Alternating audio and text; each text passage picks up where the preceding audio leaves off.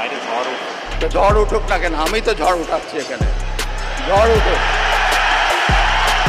আওয়ামী লীগ সরকারের আমলে রাষ্ট্রপতি হিসাবে শাহাবুদ্দিন সত্যিকারের কোনো ঝড় তুলতে না পারলেও ২৪ জুলাই বিপ্লবের পর রাষ্ট্রের সর্বোচ্চ পদে তার থাকা না থাকা নিয়ে ঝড় উঠে রাজনৈতিক অঙ্গনে।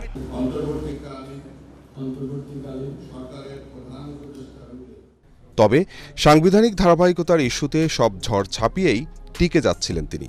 অন্তর্বর্তী সরকারের আমলে রাষ্ট্রপতি হিসাবে বেশ ম্রিয়মাণ থাকলেও বিএনপি সরকার ক্ষমতায় আসার পর রাষ্ট্রের সর্বোচ্চ পদ উপভোগ করতে থাকেন শাহাবুদ্দিন। যদিও ত্রয়োদশ সংসদে রাষ্ট্রপতির স্বাগত ভাষণকে ঘিরে তুমুল হট্টগোল তৈরি হয় অধিবেশন কক্ষে।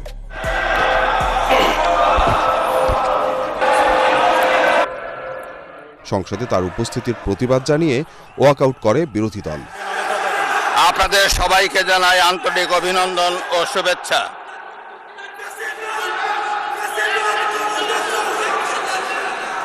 জনাব স্পিকার,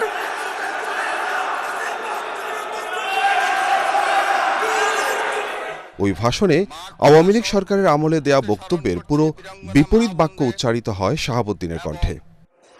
সকলের সম্মিলিত আন্দোলনের ফলে 2024 সালের 5ই আগস্ট তৎকালীন ফ্যাসিস্ট সরকারের পতন ঘটে।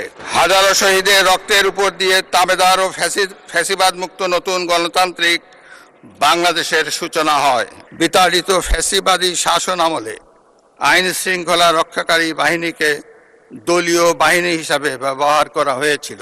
সঠিক প্যাড আর সঠিক তথ্য দিয়ে এসব সামলে নিব এক হয়ে। Mona Lisa sanitary napkin. শাহাবুদ্দিনের রাজনৈতিক ও ব্যক্তিগত ভাবমূর্তির সবচেয়ে বড় ক্ষতি হয়েছে তার বিভিন্ন সময়ে দেয়া পরস্পর বিরোধী এমন বক্তব্যের কারণে।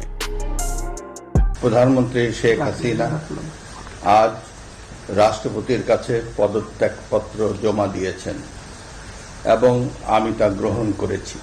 2024 সালের 5 আগস্ট জাতির উদ্দেশ্যে দেওয়া ভাষণে শেখ হাসিনার পদত্যাগপত্র গ্রহণ করার কথা বললেও কয়েক মাস পর এক সাক্ষাৎকারে উল্টো কথা বললেন রাষ্ট্রের সর্বোচ্চ পদে থাকা ব্যক্তি।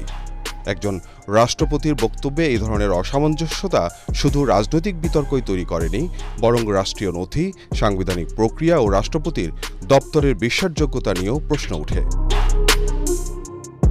সব আলোচনা ছাপিয়ে বিএনপি সরকার গঠনের পর এক ধরনের রাজনৈতিক বোঝাপড়ার মাধ্যমে রাষ্ট্রপতি হিসাবে মেয়াদ পূর্ণ করার দিকে যাচ্ছিলেন মোহাম্মদ শাহাবুদ্দিন। স্বাধীনতার ঘোষক শহীদ রাষ্ট্রপতি জিয়াউর রহমান বীরুত্তম,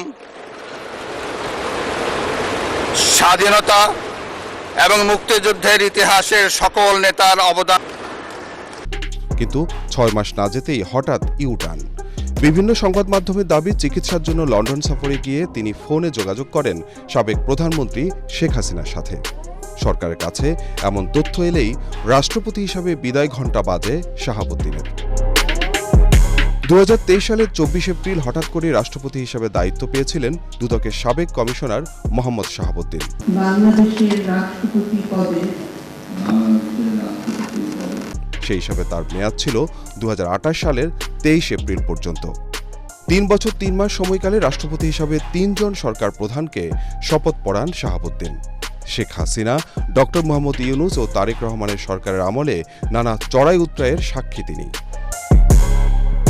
2024 সালের 5 আগস্ট ক্ষমতার পট পরিবর্তনের পর দেশের রাজনৈতিক ও সাংবিধানিক ইতিহাসে জটিল সময়ের মুখোমুখি হন শাহাবুদ্দিন।